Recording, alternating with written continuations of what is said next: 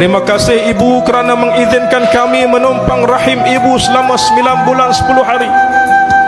Terima kasih ibu kerana telah bersusah payah melahirkan kami sehingga terkoyak isi ibu, terluka kulit ibu, tertumpah darah ibu, dan bercucuran air mata ibu kerana menahan kesakitan dan penderitaan.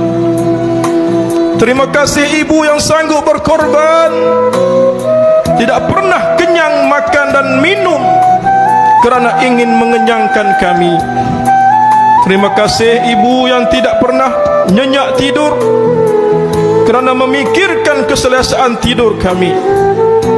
Terima kasih ibu yang tidak kisah langsung dengan kesihatan kerana menjaga kesihatan kami. Terima kasih ibu yang sudi membasuh dan menyuci najis dan kotoran kami. Terima kasih ibu yang tidak pernah mengungkit dan bersungut dalam melayan kerenah kami sewaktu kami kecil.